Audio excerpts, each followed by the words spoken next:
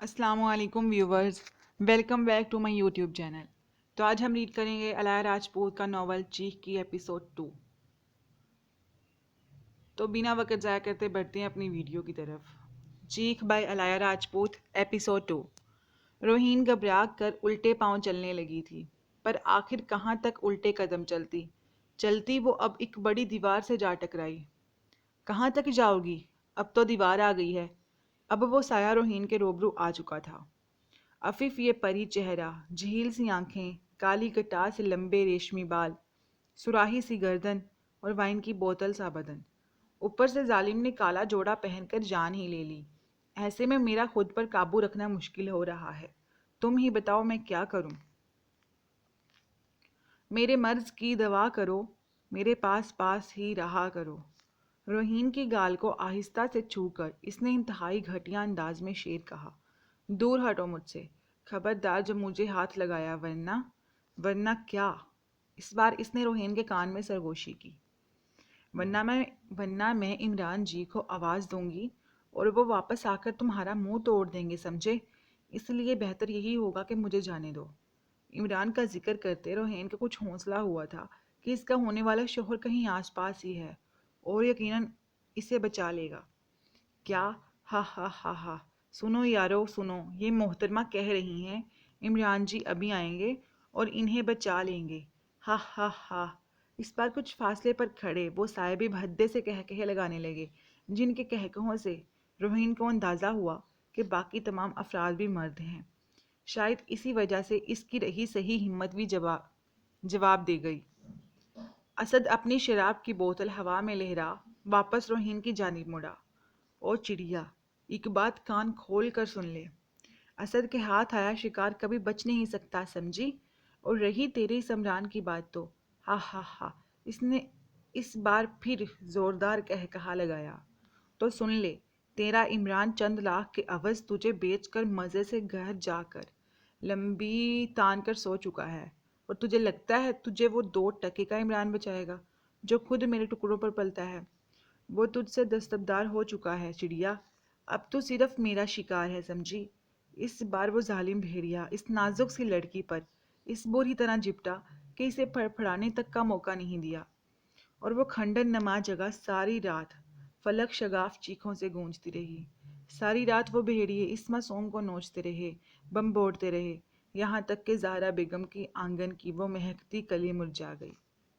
جیسے ہی روشنی کی ننھی سی کرن اس کالے بھیڑیوں پر پڑی تو ان سب نے روہین کی لاش کو اٹھا کر گاڑی کی ڈگی میں ڈالا اور ساتھ والے گاؤں کے پیچھے گھنے جنگل میں بنے صدیوں پرانے قبرستان میں پھینک گئے، جہاں انہیں یقین تھا کہ نہ کبھی کوئی انسان جائے گا، نہ ہی کسی کو اس کی لاش کبھی ملے گی، نہ ہی کبھی کسی کو ان پر شک ہوگا، اور نہ ہی وہ کبھی پکڑے جائیں گے۔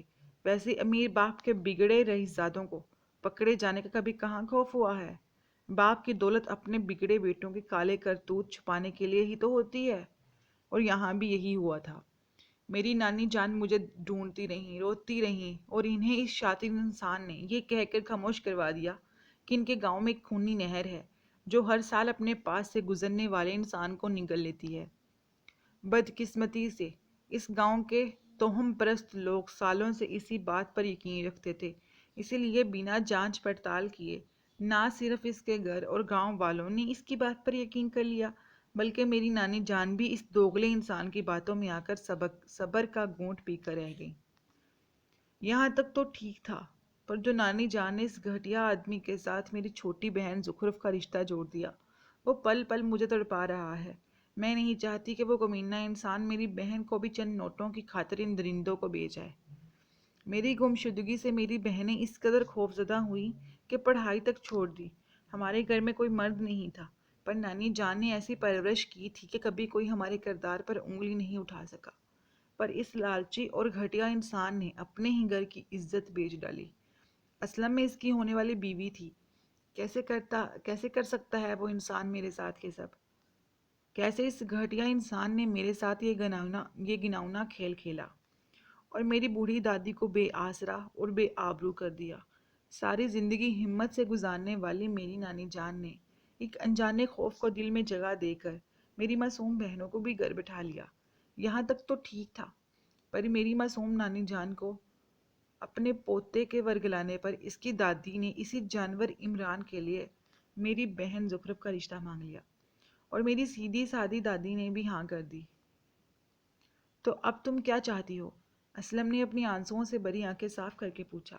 بدلہ بدلہ لینا چاہتی ہوں میں اپنے قاتلوں اور اپنے مجرم عمران سے، جس نے چند کاغذ کے ٹکڑوں کی خاطر مجھے برباد کر دیا اور اب میری بہن پر نظر رکھ کر بیٹھا ہے۔ بدلے کے ساتھ ساتھ میں نے اپنی بہنوں کو بھی ان لوگوں کے چنگل سے نکالنا ہے، پر اس کے لیے مجھے تمہاری مدد درکار ہے۔ بولو، کرو گے میری مدد؟ روہین نے اپنی آنسو بری پلکیں اٹھائیں۔ میں کیسے کر سکتا ہوں تمہاری مدد؟ اسلم کو روہین کی اس بات پر حیرت ہوئی۔ وہ میں وقت آنے پر بتاؤں گی، پر حقیقت یہی ہے کہ میری مدد صرف اور صرف تم ہی کر سکتے ہو۔ مجھے بس اتنا بتا دو، کیا تم میری مدد کرو گے؟ اور اگر تم انکار بھی کرو میں تب بھی تمہیں کچھ نہیں کروں گی۔ وہ ڈرانا تو صرف تمہیں روکنے کا ایک بہانہ تھا، کیونکہ میں جانتی ہوں تمہارے علاوہ کوئی انسان میری مدد نہیں کر سکتا۔ میں قدرت کی اس مہربانی پر بہت خوش ہوئی، کیونکہ اسی نے تمہیں میری مدد کرنے یہاں بھیجا، پر میں تمہیں مجبور نہیں کروں گی، تم چاہو تو جا سکتے ہو۔ روہین کہہ کر اپنی جگہ سے غائب ہو گئی اور اسلم اسے آوازیں دیتا رہ گیا۔ نہر کنارے شور برپا تھا۔ زہرا بیگم سینہ کو بی کرتی بار بار بے ہوش ہو رہی تھی۔ شاہدہ حسن اور ان کی پوتی عیشا بار بار ہوش میں لانے کے لیے ان کے منہ کو پانی لگا رہی تھی۔ یا اللہ، میں نے سب اپنے کھوئے ہیں، پر صبر کیا۔ اب میری جوان نواسی کی موت پر میرے اعصاب جواب دے گئے ہیں۔ اب مجھے بھی اٹھا لے مولا، مجھ میں اور دکھ سہنے کی سکت نہیں رہی۔ زہرا بیگم آسمان کی جانب چہرہ کیے اللہ پاک سے رو رو کر دعا مانگ رہی تھی۔ خدا کے لیے دادی ایسا مت کہیں، ہمارا آپ کے سوا ہے ہی کون اس دنیا میں؟ اگر آپ کو ایسی دعا مانگنی ہی ہے تو ہمارے لیے بھی موت مانگ لینا اللہ سے۔ زخرف نے روتے ہوئے زہرا بیگم سے کہا۔ زہرا بیگم اور ان کی پوتیاں کافی دیر یوں ہی روتی رہیں۔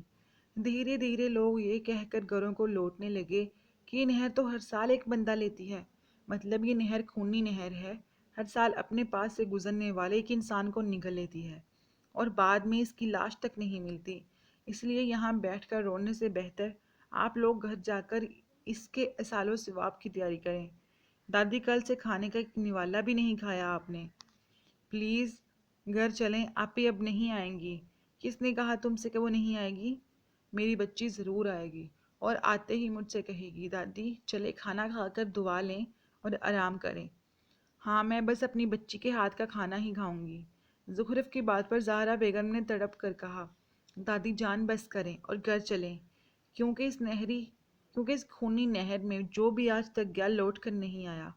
اور کیا آپ اپنی نواسی کی آخری رسومات کی ادائیگی کے لیے بھی گھر نہیں چلیں گی؟ زہرا بیگم نے عقب سے آئی ابراہیم کی آواز پر پلٹ کر دیکھا۔ ابراہیم بیٹا، میری روہین لوٹ کر آئے گی، دیکھنا، مجھے یقین ہے وہ آئے گی۔ زہرا بیگم نے ایک بار پھر زارو قطار ہوتے ہوئے کہا۔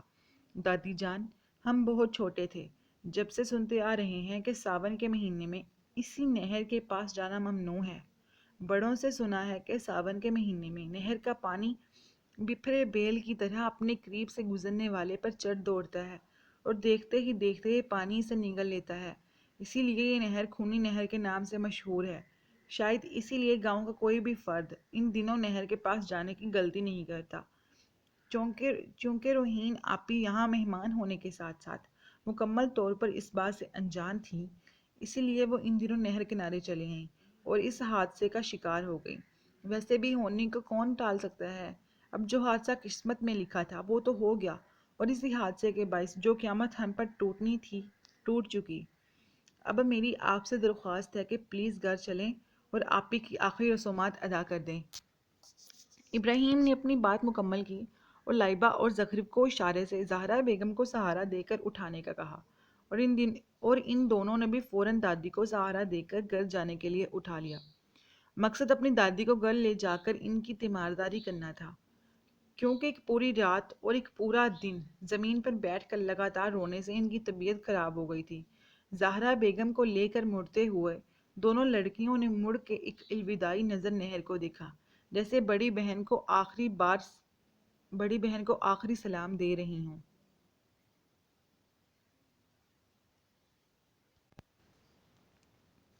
زندگی رک سی گئی تھی۔ زہرا بیگم کی طبیعت مشکل سے سنبھلی تو انہوں نے واپس شہر جانے کا فیصلہ کیا۔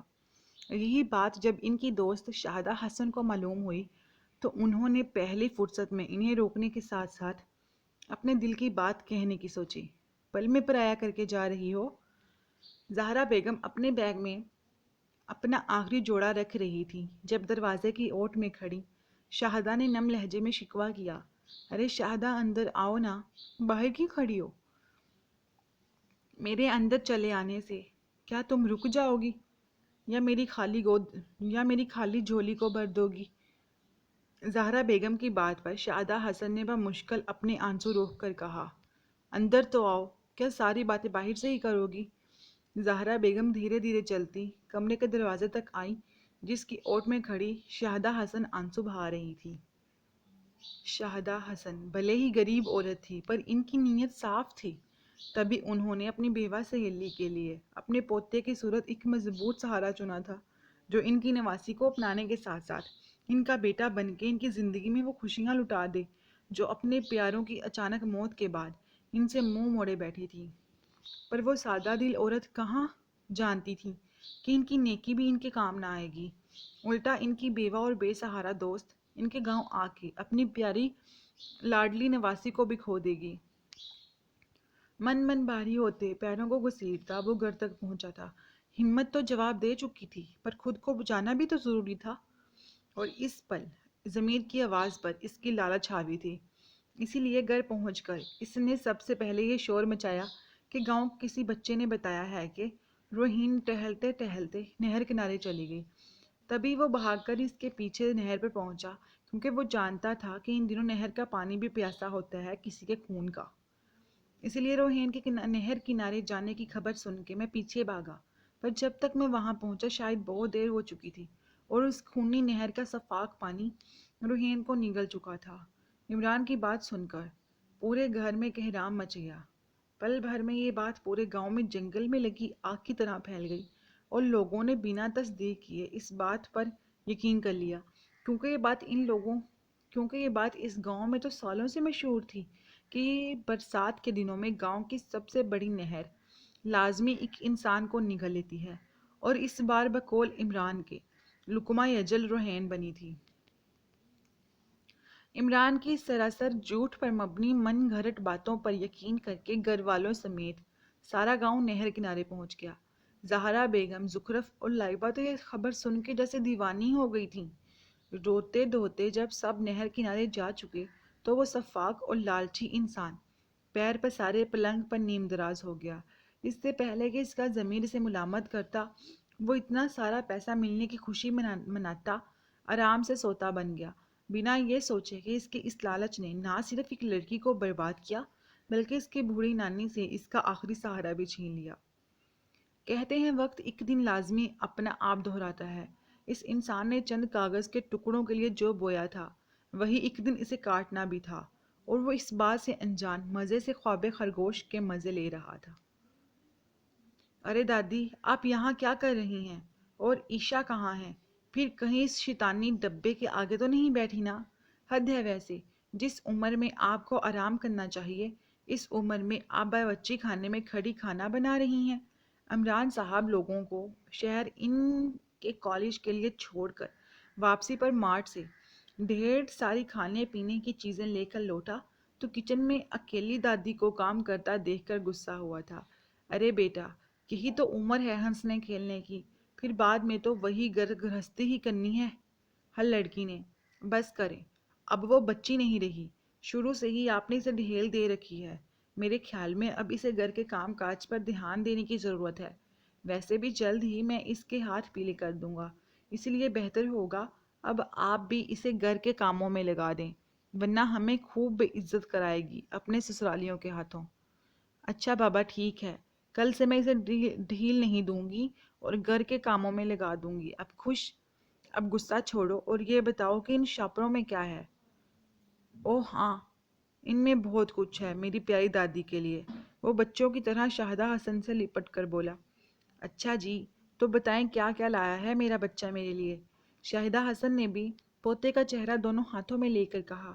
اچھا جی دکھاتا ہوں، پہلے آپ ادھر آ کر بیٹھے تو صحیح۔ وہ پاس ہی پڑے موڑے کو کھینچ کر اپنی دادی کے قریب رکھ کر بولا۔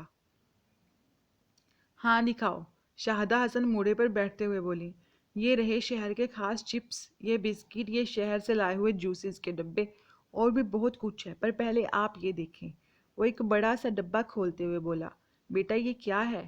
شاہدہ حسن کا لہجہ حیرانگی لیے ہوئے تھا۔ پیاری دادی یہ جوسر بلینڈر ہے، عمران نے مسکرا کر کہا۔ ہیں؟ یہ جوسر بلینڈر کیا ہوتا ہے؟ شاہدہ حسن نے پوچھا۔ ارے میری دادی، یہ بجلی سے چلنے والی مشین ہے، لگتا ہے آپ میری بات سمجھی نہیں۔ دراصل جو جوس آپ اپنے آدھے گھنٹے میں ہاتھ والی مشین سے نکالتی ہیں، وہ اس بجلی کی مشین سے 2 منٹ میں نکل آتا ہے۔ بس آپ کو کرنا یہ ہے کہ اس کا سوئچ بجلی کے سوئچ بورڈ میں لگانا ہے اور یہ لال والا بٹن دبا دینا ہے بس۔ عمران نے دادی کو سمجھایا۔ پر بیٹا وہ سب تو ٹھیک ہے، لیکن اتنی مہنگی مشین لینے کی کیا ضرورت تھی؟ ابھی تو مہینے کا راشن لانا بھی باقی ہے۔ شاہدہ حسن خوش ہونے کی بجائے الٹا پریشان ہو گئی، کیونکہ عمران کی تنخواہ میں گھر کا خرچ بمشکل چلتا تھا، اور ابھی اتنی مہنگی مشین لانے سے مہینے بھر کے راشن کے خرچ پر اچھا خاصا اثر پڑنے والا تھا۔ ارے ارے ارے میری پیاری دادی، ٹینشن کو بریک لگائیں۔ اب ہمیں تھوڑے تھوڑے پیسوں کے لیے پریشان ہونے کی ضرورت نہیں ہے۔ کیوں؟ اب کیا تمہاری لاٹری نکل آئی ہے؟ شاہدہ حسن عمران کی بات پر حیران ہوئی۔ ہا ہا ہا، بس یہی سمجھ لیں کہ آج سے ہمارے گھر میں پیسے کی ریل پیل ہوگی، اور اب سے آپ کا پوتا آپ کو دنیا کی ہر آسائش دے گا۔ چھوٹی کی اچھی جگہ دھوم دھام سے شادی کروں گا اور ابراہیم کو باہر پڑھنے بھیجوں گا۔ جلد ہی ایک کچا مکان چھوڑ کر ہم گاؤں کا سب سے خوبصورت مکان بنائیں گے، جہاں دنیا جہان کی ہر آسائش ہوگی۔ بات کرتے ہوئے اس کی سانس پھول رہی تھی۔ بیٹا اتنا تو میں اچھے سے جانتی ہوں کہ تم حویلی میں چند ہزار کے عوض ملازمت کرتے ہو، جس میں ہمارا راشن پانی، میری دوائیں اور ابراہیم کی پڑھائی کا خرچہ ہی بمشکل پورا ہوتا ہے۔ پھر یہ اچانک کون سا قارون کا خزانہ ہاتھ لگا ہے تمہارے، جو ہمیں اتنی آسائشیں دینے کی بات کر رہے ہو؟ شاہدہ حسن کے لہجے میں پریشانی عیاں تھی۔ دادی بس یہ سمجھ لیں کہ میرے کام سے خوش ہو کے صاحب لوگوں نے مجھے انعام دیا ہے، اور اب ہر ماہ کھلے پیسے گھر آیا کریں گے۔ کیا واقعی؟ شاہدہ حسن کو پوتے کی بات سن کر خوشگوار حیرت ہوئی۔ جی میری پیاری دادی، عمران نے ان کے ساتھ لپٹ کر کہا تو وہ پوتے کی محبت میں نہال ہو گئی۔ سیدھی سادی شاہدہ حسن کے وہم و گمان میں بھی نہ تھا کہ ان کے لاڈلے پوتے کو کس گناہ کے بدلے یہ انعام ملا ہے۔ اگر انہیں اس کی اس نیچ حرکت کی بنک بھی لگ جاتی تو وہ اسے کبھی معاف نہ کرتی، مگر فی الحال تو وہ پوتے کی ترقی پر خوشی منا رہی تھی۔ اچھا تم کو پتہ ہے عمران کہ زہرا آج اپنی پوتیوں کو لے کر واپس شہر جا رہی ہے، اور میں ہرگز یہ نہیں چاہتی کہ میری سکھی یوں تکلیف میں واپس جائے۔ اگر وہ ایسے ہی چلی گئی تو میرے دل پر ہمیشہ کے لیے ایک بوجھ رہ جائے گا، جسے میں چاہ کر بھی کبھی کم نہیں کر پاؤں گی۔ اچھا تو آپ کیا چاہتی ہیں دادی؟ پتہ نہیں، پر میں بس اتنا چاہتی ہوں کہ وہ یوں دکھی ہو کر یہاں سے نہ جائے۔ شاہدہ حسن کا لہجہ نم تھا۔ اگر ایسا ہے تو آپ ایک بار پھر ان کے آگے جھولی پھیلا کر ان کی پوتی کا ہاتھ مانگ لیں، اور مجھے امید ہے کہ وہ کبھی بھی آپ کو خالی ہاتھ نہیں لوٹائیں گی۔ اس پل تو اللہ ہی بہتر جانتا تھا کہ اسے اپنے کیے پر احساس ندامت تھا یا کوئی نیا ڈرامہ رچانا چاہ رہا تھا، پر جو بھی تھا شاہدہ حسن اس کی بات پر دل و جان سے آمادہ ہو گئی تھی۔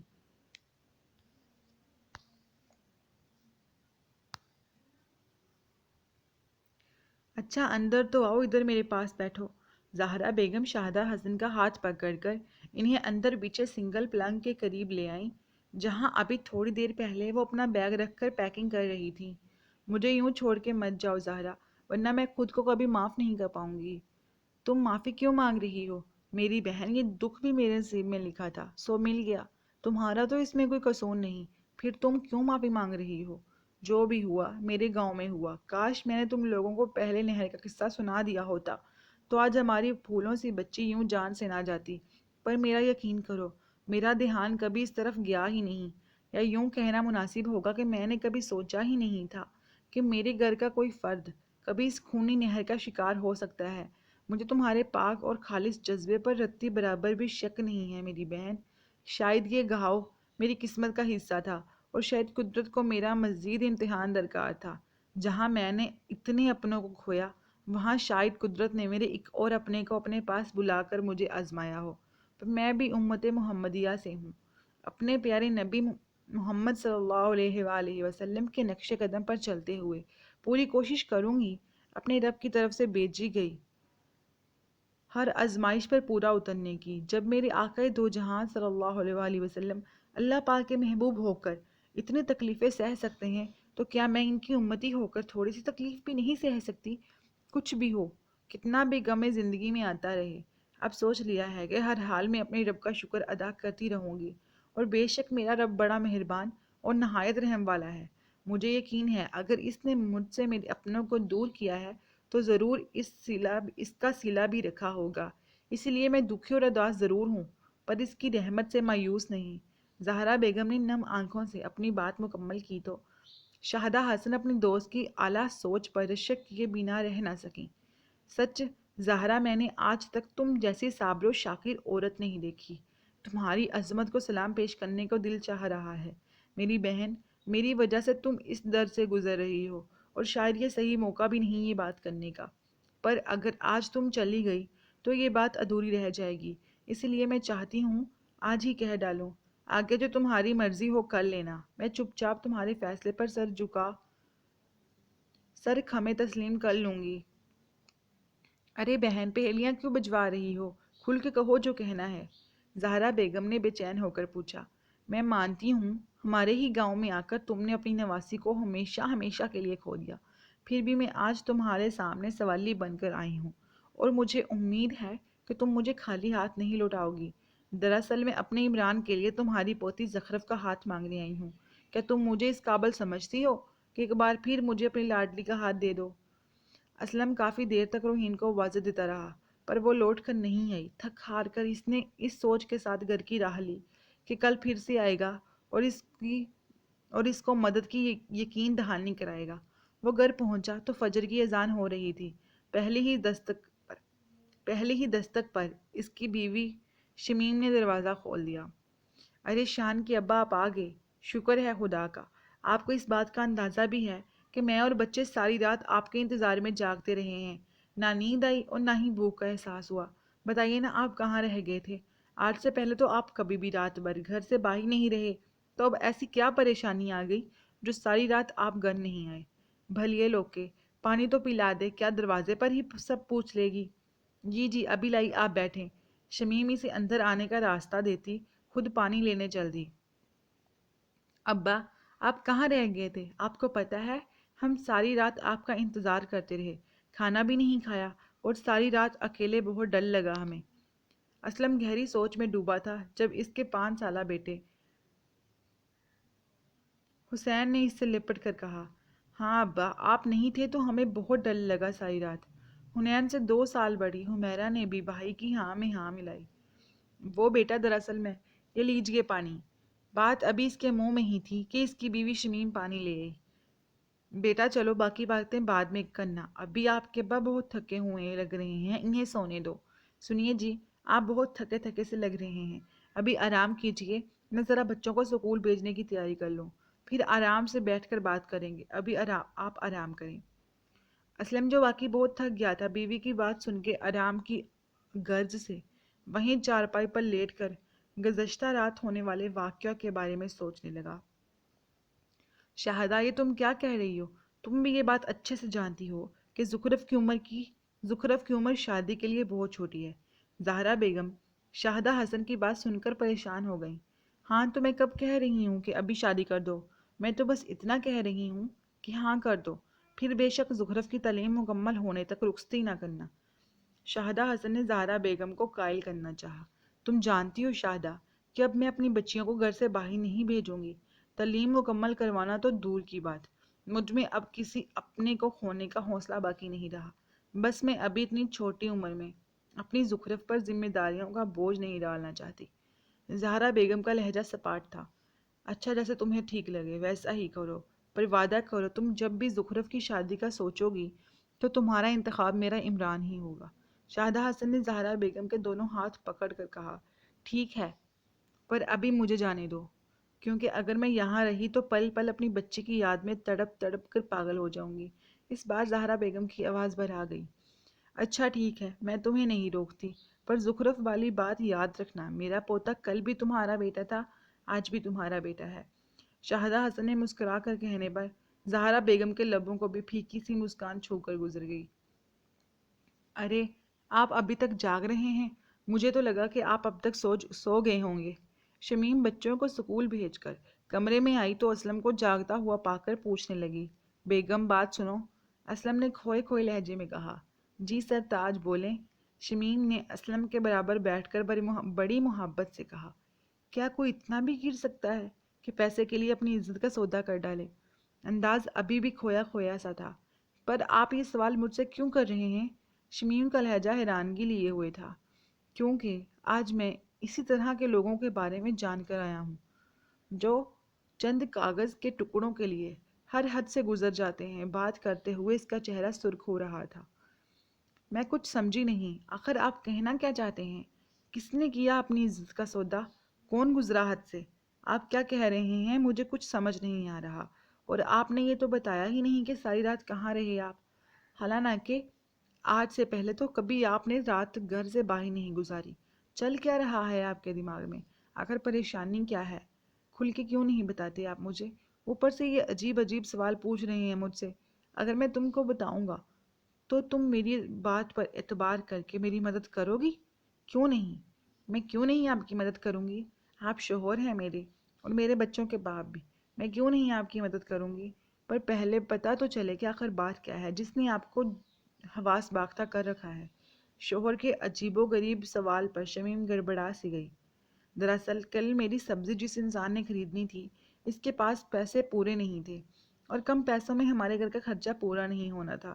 اس لیے جب میں نے اسے مکمل ادائیگی کا مطالبہ کیا تو وہ مجھ سے تھوڑی مہلت مانگ کر اپنے گھر سے باقی کی رقم لینے ایسا گیا کہ مغرب کی اذان کے بعد بھی نہ لوٹا۔ پھر میں نے سوچا سبزی تو بکی نہیں، یہ نہ ہو کہ لیٹ ہونے پر بس بھی نکل جائے، اور وہی ہوا۔ تیز تیز قدم اٹھاتا جب میں بس سٹینڈ پر پہنچا تو گاؤں جانے والی آخری بس بھی نکل چکی تھی۔ اس وقت ایک پل کے لیے تو مجھے لگا کہ آج میں گھر نہیں جا سکوں گا، پر کہتے ہیں نا، اللہ مہربان تو بندہ پہلوان۔ میں نے کافی دیر سوچ بچار کے بعد پیدل ہی جنگل کے راستے گھر آنے کا فیصلہ کیا۔ اگرچہ سنسان جنگل کے راستے اکیلے گھر آنا، وہ بھی پیدل، خطرے سے خالی نہیں تھا، پر میں نے مجبوری کے تحت یہ خطرہ بھی مول لے لیا۔ میں جب جنگل میں داخل ہوا تو سردی کی ایک لہر میرے پورے جسم میں سرایت کر گئی، پر مرتا کیا نہ کرتا والی حالت تھی۔ اس لیے شدید ٹھنڈ کے باوجود میں بنا رکے چلتا رہا، یہاں تک کہ چلتے چلتے وہی سنسان قبرستان آ گیا جس کا ذکر اکثر گاؤں والے کرتے ہیں۔ اچھا، وہی عیسائیوں کا قبرستان جو اب کھنڈر بن چکا ہے، جس کے بارے میں مشہور ہے جو بھی آج تک وہاں گیا زندہ لوٹ کر نہیں آیا؟ شمیم نے گھبرا کر پوچھا۔ ہاں، وہی قبرستان۔ دل تو بہت گھبرا رہا تھا، پر اندر داخل ہونا بھی میری مجبوری تھی، کیونکہ اب میں آدھے گھنٹے سے زیادہ جنگل پیدل پار کر آیا تھا، اور اب واپس جانا ناممکن تھا۔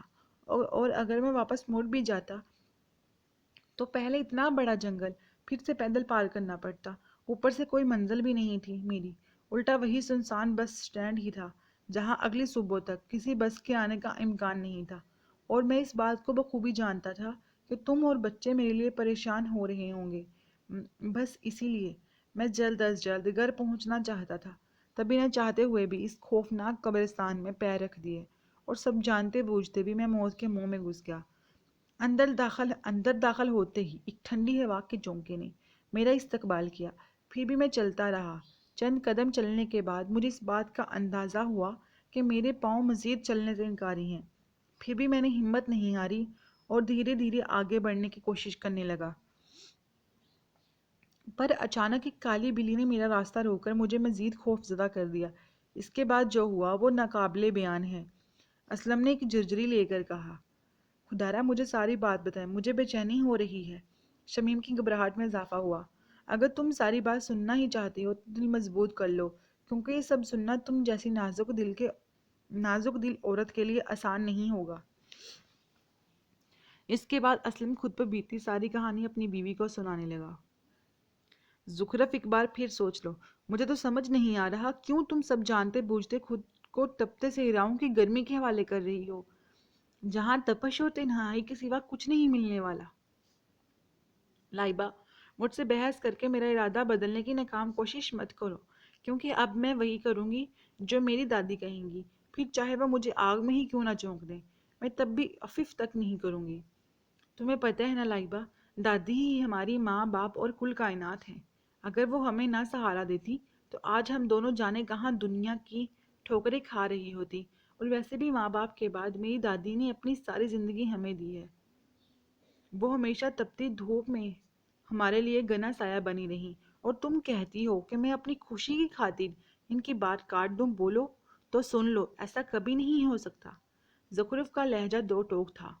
ٹھیک ہے، تمہارے دل میں جو آئے وہ کرو، پر یاد رکھنا زخرف، تم اپنی بہن کی قبر پر اپنی خوشیوں کا محل تعمیر کرنے جا رہی ہو، جس کے لیے کم سے کم میں تو تمہیں کبھی معاف نہیں کرنے والی۔ اس لیے آج کے بعد میرا اور تمہارا کوئی تعلق نہیں۔ آج میں تم سے اپنا ہر رشتہ توڑتی ہوں زخرف، ہر رشتہ۔ زخرف کو اپنی جگہ روتے ہوئے چھوڑ کر لائبہ وہاں رکی نہیں تھی۔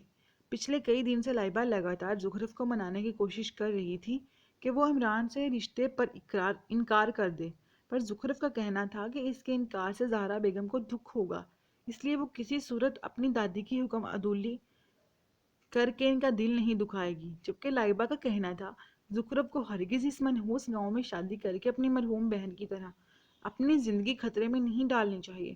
بقول لائبہ کے وہ گاؤں اسے شروع دن سے ہی پراسرار لگا تھا۔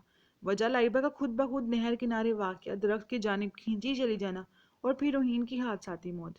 کافی دن کی لمبی چوڑی بحث کا نتیجہ یہ نکلا کہ دونوں ہی اپنے موقف پر ڈٹی رہیں، اور شدت جذبات میں آ کر لائبہ نے اپنی جان سے پیاری بہن کے ساتھ ہر رشتہ ختم کر کے بات ہی ختم کر ڈالی۔ دروازے پر لگاتار بیل ہو رہی تھی اور کوئی بھی جا کر دروازہ کھولنے کی زحمت نہیں کر رہا تھا۔ حد ہو گئی یار، دادی تو عصر کی نماز پڑھ رہی ہوں گی، پر زخرف تو دروازہ کھول سکتی ہے نا؟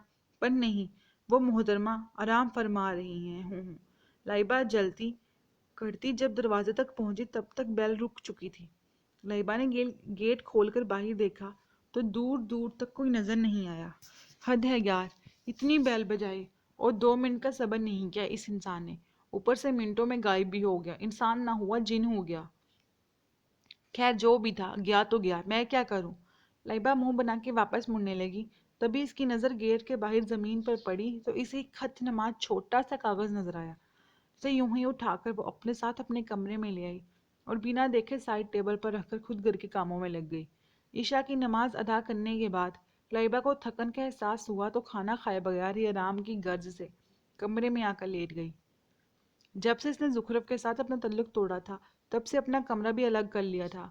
لائبہ اپنے روہین اور زخرف کے مشترکہ کمرے سے اپنے کچھ کپڑے اور ضرورت کا تھوڑا بہت سامان لے کر درمیان کے پورشن کا سٹور نما کمرہ صاف کر کے وہیں ایک طرف دادی کا پرانا پلنگ سیٹ کر کے رہنے لگی تھی۔ اگرچہ شروع میں اسے روہین کی کمی اور زخرف کی بے وفائی بہت رلاتی تھی، پر آہستہ آہستہ اس نے دل کو سمجھا ہی لیا تھا، اور رات کو اکثر روہین کے ساتھ بچپن سے لے کر جوانی تک گزرا اچھا وقت یاد کرتے کرتے سو جاتی۔ آج بھی جب وہ سونے کے لیے لیٹی تو چھم سے روہین کا معصوم چہرہ اس کی آنکھوں کے سامنے آ گیا۔ کچھ ماہ پہلے۔ ارے آپی، کیا آپ ہمیشہ اس زخرف کی بچی کے ساتھ سو جاتی ہیں؟ کیا میں آپ کی کچھ نہیں لگتی، جو ساری توجہ اور محبت اس نکمی زخرف کو دیتی ہیں؟ مجھ معصوم سے تو کوئی پیار ہی نہیں کرتا۔ لائبہ نے منہ بسور کر کہا تو زخرف اور روہین کا ایک ساتھ قہقہہ بلند ہوا۔ ارے میری چھوٹی سی پیاری سی چلبلی سی جھلی سی بہن، تم تو میری جان ہو۔ پتہ ہے چھوٹی چھوٹی باتوں پر سمجھا کر وقت اسی کو دیا جاتا ہے جسے زیادہ سمجھ بوجھ نہ ہو۔ تمہیں تو پتہ ہی ہے کہ زخرف زمین اور سمجھداری آسمان ہے جو کبھی آپس میں نہیں مل سکتے۔ اس لیے میری جان، تم تو سمجھدار ہو، تمہیں وقت کی کیا ضرورت؟ اس لیے پلیز ناراض مت ہوا کرو۔ روہین نے بڑے طریقے سے مکھن لگا کر لائبہ کو منانے کی کوشش کی، پر وہ یہ بھول گئی کہ اس کے سامنے بھی اپنے نام کی ایک لائبہ بیٹھی ہے۔ ارے واہ آپی، مطلب مکھن لگانے میں تو آپ کو کوئی ثانی نہیں ہو سکتا؟ بڑے آرام سے مجھے سمجھدار کہہ کر جان چھڑوا رہی ہیں۔ بچو جی، آج مجھ پر آپ کے کسی میٹھی بات کا اثر نہیں ہونے والا، اس لیے شرافت سے مجھے اپنی بغل میں جگہ دیں، ورنہ میں زخرف کو بیڈ سے نیچے پھینکنے میں ایک سیکنڈ بھی نہیں لگاؤں گی۔ اچھا بابا، پھپھے کٹنی تم آ جاؤ۔ روحین نے زخرف کو ساتھ والے سنگل بیڈ پر بیچ کر لائبہ کو اپنے ساتھ جگہ دی تو ساتھ ہی لائبہ کا بچوں کی طرح کہانی سننے کا فرمائشی پروگرام شروع ہو گیا، اور روحین مسکرا کر ہمیشہ کی طرح جن اور پری کی کہانی سنانے لگی۔ بڑی بہن کی یاد میں کھوئی لائبہ دھیمے سے مسکرا رہی تھی، جبھی اسے اپنی آنکھوں میں تیرتی نمی نے احساس دلایا کہ اب وہ اپنی بڑی بہن کی محبت سے محروم ہو چکی ہے۔ آپی، آپ ہمیں چھوڑ کے کیوں چلی گئیں؟ کیا آپ کو ایک بار بھی اپنی بوڑھی نانی کا خیال نہیں آیا، جو آپ کی جدائی میں اندر ہی اندر برف کی طرح پگھل رہی ہیں؟ کیا آپ کو ایک بار بھی اپنی چھوٹی بہنوں کا خیال نہیں آیا کہ آپ کے بغیر ان کا کیا ہوگا، اور قدم قدم پر کون ان کی رہنمائی کرے گا؟ کوئی انہیں دنیا کی اونچ نیچ کے بارے میں بتائے گا؟ آپ کو پتہ بھی ہے آپ کے بعد دادی اتنا گھبرا گئی ہیں کہ ہمارا تعلیمی سلسلہ بھی رکوا دیا، اور تو اور دادی نے اسی منحوس گاؤں میں اسی عجیب و غریب شخص سے زخرف کا رشتہ بھی پکا کر دیا، اور زخرف بے وقوف بھی فوراً مان گئی، یہ سوچے سمجھے بغیر کہ اسی منحوس گاؤں نے آپ کی جان لی تھی۔ بہت سمجھا چکی ہوں اس کو، پر اس پر دادی کی فرما برداری کا بوجھ سوار ہے۔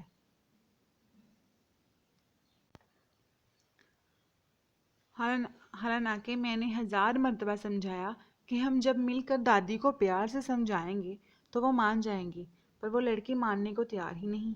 آخر میں کیسے اسے سمجھاؤں کہ میرا دل نہیں مانتا کہ آپ کی جان اس نہر کی وجہ سے گئی ہے؟ جانے کیوں وہ پگلی ان جاہل گاؤں کے لوگوں کی طرح توہم پرستی کا شکار ہو گئی ہے۔ آپ ہی مجھے کچھ سمجھ نہیں آ رہی کہ کیسے اس بیوقوف لڑکی کو اس کنویں میں چھلانگ لگانے سے بچاؤں۔ وہ تو میری ہر بات کو دادی کا دل دکھے گا کہہ کر رد کر دیتی ہے۔ آپ نے ہمیشہ میری مدد کی ہے، اب بھی کہیں سے آئیں نا میری مدد کرنے اور زخرف کو ڈوبنے سے بچانے۔ ہائے، کوئی تو غیب سے آئے میری مدد کرنے، میں کیسے اپنی بے وقوف بہن کو نکالوں اس دلدل سے جس میں وہ جانتے بوجھتے ڈوبنا چاہتی ہے۔ آنسو بہا کر خود کلامی کرتی لائبہ گہری نیند کی آغوش میں چلی گئی۔ وہ روحین کو یاد کرتے کرتے گہری نیند میں جا چکی تھی، تبھی اسے محسوس ہوا کوئی دھیرے دھیرے اس کے سر میں انگلیاں پھیر رہا ہے۔ بالوں سے وہ ہاتھ دھیرے دھیرے اس کے چہرے اور پھر اس کی گردن پر آیا، تبھی لائبہ کے جرجری لینے پر وہ ہاتھ تھم گیا۔ سنو لائبہ، میرے پاس آؤ، آؤ نا لائبہ، میرے پاس آؤ، آؤ، آؤ۔ کوئی اسے اپنی تلسماتی آواز میں پکار رہا تھا، اور وہ بھی آنکھیں بند کیے دھیرے دھیرے قدم اٹھاتی اس آواز کے پیچھے چلتی جا رہی تھی۔ ارے لائبہ، کیا کر رہی ہو یار، گر جاؤ گی سیڑھیوں سے۔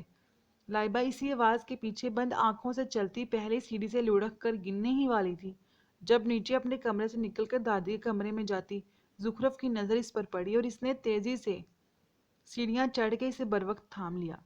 زخرف بار بار کروٹ بدل بدل کر تھک چکی تھی، پھر بھی نیند تھی کہ آنے کو تیار ہی نہ تھی۔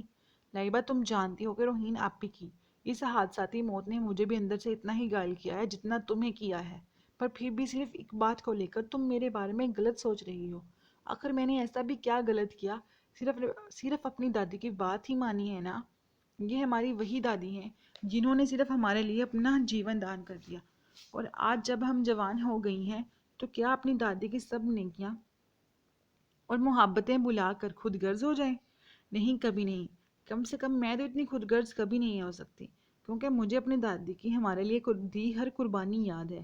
لائبہ کو لگتا ہے کہ میں اپنی بڑی بہن کی جگہ لے رہی ہوں تو اس کی سوچ سراسر غلط ہے، کیونکہ میں صرف اور صرف اپنی دادی کی بات مان رہی ہوں جو انہوں نے بڑے مان سے کہی ہے۔ جہاں تک بات ہے عمران جی کی، تو میں خود بھی انہیں جیون ساتھی کے طور پر ابھی دل سے قبول نہیں کر پا رہی، اور نہ ہی کبھی انہیں دل میں جگہ دے پاؤں گی۔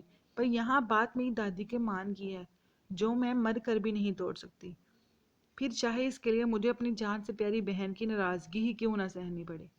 زخرف نے نم لہجے میں اپنے ساتھ بچھے لائبہ کے اس بستر کو چھو کر کہا جہاں کبھی لائبہ سویا کرتی تھی۔ عفیف، میرے خدا، شان کے ابا، یہ آپ کیسی کہانی سنا رہے ہیں؟ سننے میں تو لگ رہا ہے کہ اس کہانی کا حقیقت سے دور دور تک کوئی تعلق نہیں۔ بھلا ایسا بھی ہو سکتا کوئی بھٹکتی روح اپنی دکھ بھری داستان ایک عام انسان کو سنائے؟ اسلم کی بیوی آدھی بات سن کر بیچ میں بول پڑی۔ یعنی کہ تمہارا کہنا ہے کہ میں تم کو من گھڑت کہانی سنا رہا ہوں؟ اسلم کو بیوی کی بات پر شوق لگا۔ نہیں نہیں، میرا ایسا کوئی مطلب نہیں تھا، دراصل مجھے سننے میں یہ سب بہت عجیب لگ رہا ہے۔ بس اسی لیے اپنے خیالات کا اظہار کیا۔ آپ تو ناراض ہی ہوگے، معذرت۔ مجھے بتاؤ، ہماری شادی کو اتنے سال ہو گئے، میں نے آج تک تم سے جھوٹ بولا جو اب بولوں گا؟ اسلم خفا ہوا۔ اچھا بابا، معذرت کر تو رہی ہوں، میں تمہاری معذرت کا کیا کروں گا جب تمہیں میری بات پر یقین ہی نہیں؟ آپ کیسی باتیں کرتے ہیں؟ مجھے آپ کی بات پر یقین ہے، پر سننے میں تھوڑا عجیب لگا اس لیے بول دیا، اور آپ تو خفا ہی ہو گئے۔ اچھا چلیں آگے بتائیں، پھر کیا ہوا؟ بھلیے لوگ کے، میں سچ بول رہا ہوں، واقعی مجھے ایک لڑکی کی بھٹکتی روح ملی تھی، اور یہ سب بھی اسی نے بتایا مجھے یار، کہتا اسلم آگے بتانے لگا۔ ایک تو لائبہ کی ناراضگی کو لے کر اداسی تھی، اوپر سے نیند بھی آنے کا نام نہیں لے رہی تھی۔ تبھی زخرف نے دادی کے کمرے میں جا کر ان کے ساتھ سونے کا فیصلہ کیا اور اٹھ کر اپنے کمرے سے باہر نکل آئی۔ ابھی 2 قدم بھی نہیں چلی تھی کہ سیڑھیوں سے آتی چھن چھن کی آواز نے اسے اپنی جانب متوجہ کر لیا۔ پائل تو ہمیشہ روحین پہنا کرتی تھی، اور اب تو روحین نہ اس دنیا میں تھی نہ گھر میں، پھر یہ پائل کس نے پہنی؟ یہی جاننے کے لیے جیسے ہی زخرف نے گردن گھما کر پیچھے دیکھا تو دم بخود رہ گئی، کیونکہ درمیانے پورشن میں لائبہ روحین کی پائل پہنے نیند میں بند آنکھوں کے ساتھ آخری سیڑھی پر پاؤں رکھ کر گننے والی تھی۔ تبھی زخرف نے بنا وقت ضائع کیے بھاگ کر لائبہ کو تھام لیا۔ ارے لائبہ، تم کو ہوا کیا ہے؟ کیا کر رہی تھی یہ؟ تم کو پتہ بھی ہے اگر میری نظر تم پر نہ پڑتی تو تم سیڑھیوں سے گر کر اپنی کوئی ہڈی تڑوا بیٹھی ہوتی۔ کمرے میں آ کر زخرف نے لائبہ کو جگانے کے بعد پانی کا گلاس دیتے ہوئے کہا، مجھے تمہاری مدد اور محبت کی کوئی ضرورت نہیں ہے، اس لیے بہتر ہوگا تم یہ فکر والا ڈرامہ کسی اور کو دکھانا تو تمہاری خود غرضی اور چالاکیوں سے واقف نہ ہو، سمجھی؟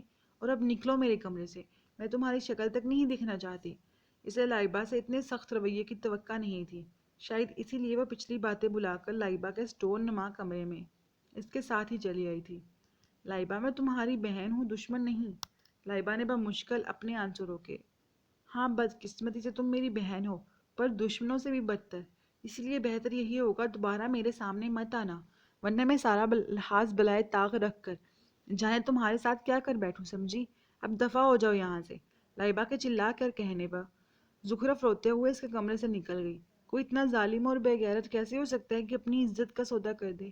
شمیم کے آنسو تواتر سے بہہ رہے تھے، وہ خود بھی ایک عورت ہونے کے ساتھ ساتھ ایک بیٹی کی ماں بھی تھی۔ عورت کا درد کیا ہوتا ہے اسے بہت اچھے سے معلوم تھا، شاید اسی لیے وہ روحین کی دکھ بھری داستان سن کے اپنی آنسو روک نہیں پائی تھی۔ بھلیے لوگ کے پیسے کی لالچ میں اچھے اچھے اپنا ایمان بیچ دیتے ہیں۔ اس انسان نے بھی پیسے کے لیے اپنی عزت کے ساتھ ساتھ اپنا ایمان بھی بیچ دیا۔ دنیاوی چمک دمک ایک ایسا دھوکہ ہے جس کی چاہ میں انسان آنکھیں موندے اس کے پیچھے پیچھے چلتا جہنم کے دروازے تک پہنچ جاتا ہے، اور آنکھیں تب کھلتی ہیں جب وہ دونوں قدم اندر رکھ چکا ہوتا ہے۔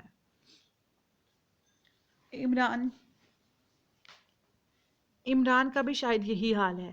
ابھی تو وہ اس چمک دمک کے پیچھے پیچھے چل رہا ہے، پر پتہ تو تب چلے گا جب جہنم کا دروازہ پار کر گیا، پھر جانے گا وہ کتنا بڑا خسارہ کر بیٹھا ہے۔ ابھی تو نیا نیا پیسہ ملا ہے، اس کی چمک دمک نے ہی سے دیوانہ بنا رکھا ہوگا۔ مجھے تو خوف آنے لگا ہے شان کے ابا، آج کل وہی لوگ پیٹھ میں چھرا گھونپنے لگے ہیں جس پر ہم سب سے زیادہ اعتبار کرتے ہیں، شمیم نے افسردہ لہجے میں کہا۔ اچھا تو اب بتا، مجھے مشورہ دو کہ میں کیا کروں؟ اسلم نے پوچھا۔ کرنا کیا ہے؟ مدد کریں اس مظلوم کی جس نے اتنے مان سے آپ سے مدد مانگی ہے۔ شان کے ابا، سچ بتاؤں تو آپ کی آدھی بات سن کے مجھے بڑا عجیب لگا تھا کہ آپ کو ایک بھٹکتی ہوئی روح ملی، پر اس پر ہونے والے اس دردناک ظلم کی داستان سن کے میرا دل کام گیا۔ آخر میں بھی ایک بیٹی کی ماں ہوں، مجھ سے بہتر کون جان سکتا ہے اس کے درد کو؟ بس آپ کل ہی جائیں اور جتنی ممکن ہو سکے اس کی مدد کریں، مجھے کوئی اعتراض نہیں۔ شمیم کے مسکرا کر کہنے پر اسلم بھی مطمئن ہو گیا کہ اس نیک کام میں اس کی بیوی بھی اس کے ساتھ ہے۔ اپنی بیوی سے مشورے کے بعد اسلم کافی حد تک مطمئن ہو گیا۔ پھر اسی کے مشورے پر کچھ ہفتے بعد رات کو دوبارہ جنگل کے قبرستان میں چلا آیا۔ آج بھی وہی سرد اور پراسرار رات تھی، پر اس بار فرق یہ تھا کہ وہ پہلے کی طرح خوفزدہ نہیں تھا۔ وہ آیت الکرسی پڑھتا قبرستان میں داخل ہوا اور چھوٹے چھوٹے قدم اٹھاتا عین اسی جگہ پہنچ گیا جہاں پہلے اس کی ملاقات روحین سے ہوئی تھی۔ اسی جگہ پہنچ کے اس نے دھیمی آواز میں روحین کو پکارا، روحین، روحین۔ روہین میں تمہاری مدد کرنے آیا ہوں. دیکھو بیٹا، میں خود ایک بیٹی کا باپ ہوں. یقین کرو جب سے تمہاری دکھ بھری داستان سنی ہے مجھے تب سے راتوں کو نیند نہیں آتی. مجھے خوابوں میں تمہاری سسکیاں سنائی دیتی ہیں تو میں اکثر ڈر کر اٹھ جاتا ہوں. تبھی ساتھ والی چارپائی پر سوئی اپنی بیٹی کو دیکھ کر تم یاد آتی ہو. میرے سامنے آؤ، میں تمہاری ہر طرح کی مدد کرنے کو تیار ہوں. تم جو کہو گی میں کرنے کو تیار ہوں، پر میرے سامنے تو آؤ. میں تمہارے دکھ اور اذیت کو سمجھتا ہوں. مجھ سے اذیتیں نہ پوچھ، میں نے رشتے گنوائے ہیں. کوئی کتنا بھی نرم دل اور خوف خدا رکھنے والا انسان کیوں نہ ہو، مجھ پر گزرے کرب کا اندازہ نہیں لگا سکتا. میں جانتی ہوں تم ایک نیک دل اور اچھے انسان ہو، پھر بھی تم میری مدد نہیں کر پاؤ گے. اسی لیے پچھلی بار بھی کہا تھا لوٹ جاؤ. اب بھی کہتی ہوں میرے لیے تکلیف مت اٹھاؤ، کیونکہ تم اکیلے نہیں بلکہ تمہارے ساتھ تمہاری بیوی اور بچوں کی خوشیاں جڑی ہیں. اسلم کے لگاتار پکارنے پر چند قدم کے فاصلے پر بنی خستہ حال دیوار کے ساتھ ٹیک لگا کر کھڑی روہین کی آواز میں بے پناہ درد تھا. اپنی بیٹی کی صورت دیکھ کر مجھے تمہاری یاد آتی ہے، اور میں یہاں اپنی بیوی کے ہی کہنے پر آیا ہوں. اسے کوئی اعتراض نہیں، وہ تو خود چاہتی ہے کہ میں تمہاری مدد کروں. اسلم چند قدم کا فاصلہ طے کر کے اس کے پاس چلا آیا. اگر تم میری مدد کرنے میں لگ گئے تو تمہاری بیوی بچوں کی 2 وقت کی روٹی کون پوری کرے گا، جو صرف تمہارے سبزی بیچ کر کچھ پیسے گھر لانے سے چلتی ہے. اب میں اتنی خود غرض بھی نہیں کہ اپنے کام کے لیے ایک غریب کے گھر کی روٹی بھی بند کر دوں. روہین نے اداس لہجے میں کہا. تم اس کی پرواہ مت کرو، کیونکہ میرا عظیم رب تو پتھر میں چیونٹی کو بھی بھوکا نہیں رکھتا. پھر میرے بیوی بچوں کو کیسے بھوکا رہنے دے گا؟ تم بس کام بتاؤ، کرنا کیا ہے؟ اسلم کا لہجہ دو ٹوک تھا. ٹھیک ہے، اگر تم پیچھے ہٹنے سے انکاری ہو تو میں بھی تمہیں کسی مشکل میں نہیں ڈالوں گی. ارادہ تو میرا تمہارے ذریعے ان درندوں سے بدلہ لینے کا تھا، پر اب فکر تمہاری بیوی بچوں کی 2 وقت کی روٹی کی بھی ہے. اس لیے اب ایک ایسا کام دے رہی ہوں جو بظاہر آسان ہے، پر اس میں بھی بہت سی مشکلات آ سکتی ہیں. باقی رہی ان درندوں کی بات تو اب میں ان سے اکیلے ہی نپٹ لوں گی. کرنا یہ ہے کہ تم میرے گھر میں میری نانی کے پاس جا کر کہنا کہ تمہیں بسما نے بھیجا ہے، اور یہ کاغذ ان کے ہاتھ میں تھما دینا. پھر وہ تمہیں بنا کوئی سوال کیے اپنے گھر سودا سلف لانے والے ملازم کے طور پر رکھ لیں گی. کوشش کرنا کہ اپنی بیوی بچوں کو بھی ساتھ لے جانا، کیونکہ اکیلا مرد دیکھ کر نانی گھبرا جائیں گی، اور مجھے ڈر ہے کہیں تمہیں رکھنے سے بھی انکار نہ کر دیں.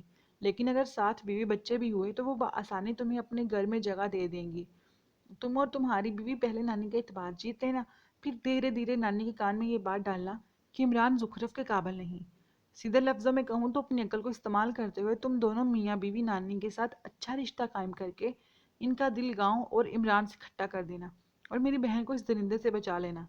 جیسا کہ میں نے پہلے بھی بتایا، بظاہر یہ کام جتنا آسان لگتا ہے در حقیقت اتنا ہی مشکل ہے، کیونکہ نانی کے دل میں جگہ بنا کر انہیں اپنی بچپن کی سہیلی کے خاندان کے خلاف کرنا بہت مشکل ہوگا. پر مجھے یقین ہے تم یہ سب کر لو گے. میں ساری بات سمجھ گیا، مگر ایک بات سمجھ نہیں آئی کہ اس کاغذ پر کیا لکھا ہے جو وہ مجھے اس کاغذ کو پڑھتے ہی وہ نوکری پر رکھ لیں گی. اسلم نے پوچھا. دراصل بسما میری ہمسائی بچپن کی دوست اور نانی کی اسٹوڈنٹ رہی ہیں. چند ماہ پہلے اس کی شادی ہو گئی اور وہ کراچی چلی گئی.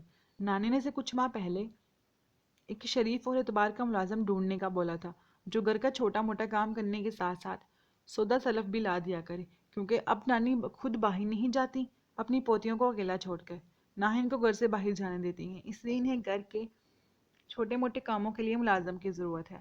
تو بس اس کاغذ میں بسما کی لکھائی میں یہ لکھا ہے کہ تم وہی ملازم ہو جسے بسما نے کراچی سے بھیجا ہے، اور تم اعتبار کے بندے ہو، اس لیے تمہیں اور تمہارے خاندان کو بلا جھجک نانی اپنے گھر میں رکھ لیں. روہین نے بتایا. ایک سوال ہے، تمہارے پاس بسما کی لکھائی میں لکھا یہ کاغذ کہاں سے آیا؟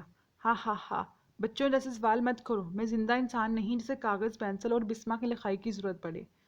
اب جاؤ، اللہ نگہبان، اللہ تمہارا نگہبان ہو. آمین ثم آمین، کہتا اسلم وہاں سے چل پڑا. عمیر علی، میں نے تمہیں پہلے بھی سمجھایا تھا کہ اس نے ایسے پاکستان نہیں آنا، اس کے لیے کوئی بڑی چال چلنی پڑے گی. زبیر علی نے پرسوچ انداز میں کہا. اوہو بھائی صاحب، جو چال میں نے چلی ہے وہ بھی کوئی چھوٹی چال نہیں. آپ فکر ہی نہ کریں، بس دیکھتے جائیں کیسے اب وہ بھائیوں کی محبت میں کھینچی چلی جاتی ہے. امیر علی کے چہرے پر مکروہ مسکراہٹ پھیلی. چپ کرو تم دونوں، بے وقوفوں کے شہنشاہ ہو، اب تک ایک چھوٹا سا کام نہیں کر سکتی. اب دیکھنا تم دونوں، 2 دن، صرف 2 دن میں کیسے ان دونوں ماں بیٹے کو پاکستان بلاتا ہوں، اور دیکھنا وہ دونوں بھی کیسے سر کے بل بھاگے چلے آئیں گے۔ شمشیر علی نے دونوں چھوٹے بھائیوں کو جھاڑ کر رکھ دیا۔ لیکن بھائی صاحب، آپ ایسا کیا کرنے والے ہیں جو میں نہیں کر سکا؟ عمیر علی نے حیران ہو کر پوچھا۔ او باولے، ذرا دماغ کے گھوڑے ڈراؤ تو سمجھ جاؤ گے کہ میں کیا کرنے والا ہوں۔ شمشیر علی نے دائیں آنکھ دبائی تو سب کا مکروہ قہقہہ ایک ساتھ بلند ہوا۔ السلام علیکم جی، میرا نام اسلم ہے، مجھے بسمہ بی بی نے کراچی سے بھیجا ہے اور یہ پرچی بھی بھجوائی ہے۔ کافی دیر سے دروازے پر ہوتی بیل سے تنگ آ کے زخرف نے دروازہ کھولا تو سامنے کھڑے درمیانی عمر کے انسان نے طوطے کی طرح فر بولنا شروع کر دیا۔ ایک منٹ ایک منٹ ایک منٹ، بھیا جی بریک پر پاؤں رکھیں اور آرام سے بتائیں کہ کس سے ملنا ہے آپ کو، زخرف نے سنجیدہ لہجے میں پوچھا۔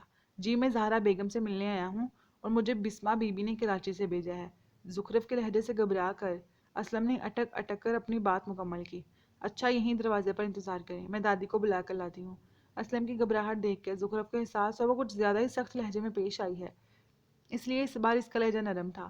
اس نے بیرونی دروازہ بند کیا اور اب اس کا رخ دادی کے کمرے کی جانب تھا۔ دادی، باہر کوئی آپ سے ملنے آیا ہے۔ زہرا بیگم عصر کی نماز ادا کر کے دعا مانگ رہی تھی جب زخرف دروازے پر ہلکی سی دستک دے کر اندر داخل ہوتے ہوئے بولی، کون آیا ہے؟ زہرا بیگم نے دعا کے لیے اٹھے ہاتھ منہ پر پھیر کر جائے نماز اٹھاتے ہوئے پوچھا۔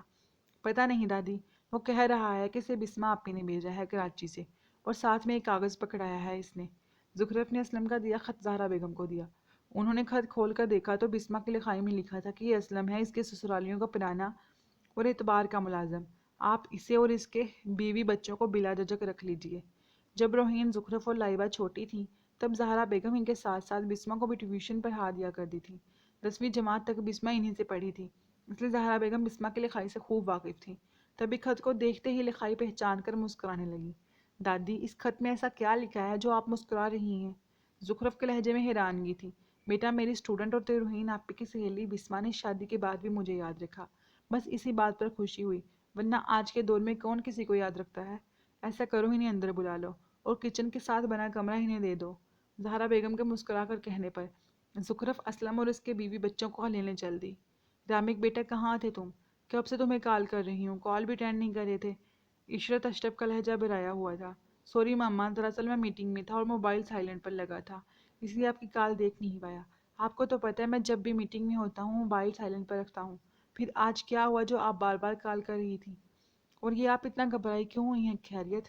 ماں کے چہرے کی ہوائیاں اڑی دیکھ کے اسے تشویش ہوئی۔ بیٹا، تمہارے بڑے ماموں کا ایکسیڈنٹ ہو گیا ہے، ان کی حالت بہت خراب ہے۔ ڈاکٹر زیادہ تسلی بخش جواب نہیں دے رہے۔ میرا دل بیٹھا جا رہا ہے، پلیز بیٹا مجھے میرے بھائی کے پاس لے چلو۔ اگر ان کو کچھ ہو گیا تو میں قیامت کے دن اپنے ماں باپ کو کیا جواب دوں گی کہ میرا بھائی مجھ سے ملنے کی خواہش دل میں لیے دنیا سے چلا گیا؟ اوہ، کب ہوا ماموں کا ایکسیڈنٹ؟ رامک بھی پریشان ہو گیا۔ آج صبح جب وہ گاؤں سے شہر جا رہے تھے، ان کی گاڑی ایک ٹرک سے ٹکرائی اور ڈرائیور تو اسی پل جان کی بازی ہار گیا، جبکہ ہسپتال میں بھائی صاحب زندگی اور موت کی جنگ لڑ رہے ہیں۔ بیٹا، اب میں تمہارے بزنس کی کوئی بات نہیں سنوں گی، مجھے ابھی اپنے بھائی کے پاس جانا ہے بس، عشرت اشرف نے روتے ہوئے کہا۔ اچھا ٹھیک ہے ماما، ہم کل صبح کی فلائٹ سے پاکستان چلیں گے، پر پلیز آپ رونا تو بند کریں، کچھ نہیں ہوگا ماموں کو۔ رامک نے اپنی پیاری ماں کے آنسو صاف کر کے انہیں اپنے سینے سے لگا کر کہا تو عشرت اشرف کو کچھ تسلی ہوئی۔ اگلے دن کی پہلی فلائٹ سے عشرت اپنے بیٹے رامک کو لیے پاکستان چلی گئی۔ 25 سال بعد اپنی ماں جائے دیکھ کر ان کا دل بھر آیا۔ جانے کتنی ہی دیر دونوں چھوٹے بھائیوں کے سینے لگی روتی رہیں، پھر جب پٹیوں میں جکڑے بڑے بھائی کو دیکھا تو ان کی حالت مزید خراب ہو گئی۔ ہائے اللہ، میرے بھائی کی حالت اتنی خراب ہے اور آپ لوگ انہیں گھر لے آئے، ابھی کبھی واپس لے کر چلے انہیں ہسپتال۔ آپ کو کیا لگتا ہے باجی، ہم نے کوشش نہیں کی ہوگی؟ کل رات جب انہیں ہوش آیا تب سے ضد کر رہے تھے کہ گھر لے چلو، ہم نے بہت سمجھایا کہ آپ کی حالت ٹھیک نہیں، پر مجال ہے جو ہماری ایک بھی سنی ہو۔ بھائی صاحب نے کہتے ہیں زندگی رہے یا موت آئے، بس اپنے گھر میں آئے جہاں اپنی چھوٹی بہن کے ساتھ بچپن گزارا، اس کے ناز اٹھائے، پھر اسے ڈھولی میں بٹھا کے رخصت کیا۔ کیا ہوا جو بہن ملنے نہیں آتی؟ اس کی یادیں تو ہوں گی ساتھ۔ مجھے نہیں مرنا اس ہسپتال میں، مجھے میرے گھر لے چلو جہاں میری گڑیا کی یادیں ہیں۔ اب آپ ہی بتائیں، ہم ان کی ضد کے آگے ہتھیار نہ ڈالتے تو اور کیا کرتے؟ آپ کی جدائی نے انہیں پہلے ہی بیمار کر رکھا تھا اور ابھی اس ایکسیڈنٹ نے تو اور کمزور کر کے رکھ دیا۔ ویسے آپ پریشان نہ ہوں، ہم شہر سے ایک بہت اچھے ڈاکٹر کو ساتھ لائے ہیں ان کے علاج کے لیے، وہ 24 گھنٹے ان کے ساتھ رہے گا، اس کی فیس دیں گے ہم اسے باجی۔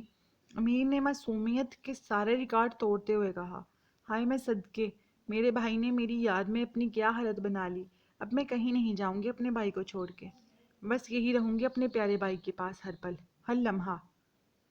عشرت نے شمشیر علی کے آکسیجن ماسک لگے چہرے پر دھیرے سے ہاتھ پھیر کر کہا، اور شمشیر علی جو آنکھیں بند کر کے ساری باتیں سن رہا تھا اپنی عیاری پر خود کو داد دیے بغیر نہ رہ سکا۔ دراصل اس دن امیر علی اور زبیر علی کی بحث سن کے شمشیر علی نے سوچا کہ امیر علی کا بہن کے بغیر دل نہ لگنے کا سن کر اگر عشرت کا دل نرم پڑ بھی گیا تب بھی بھانجے نے کبھی ان کی خاطر اپنا بنا بنایا بزنس تو چھوڑنا نہیں، کیوں نہ ایسا کھیل رچایا جائے کہ سانپ بھی مر جائے اور لاٹھی بھی نہ ٹوٹے۔ اسی لیے شمشیر علی نے دونوں بھائیوں کے ساتھ مل کے پلان بنایا، اور اسی پلان کے تحت سب سے چھوٹے امیر علی نے عشرت اشرف کو کال کر کے شمشیر علی کے ایکسیڈنٹ کی جھوٹی خبر سنا دی۔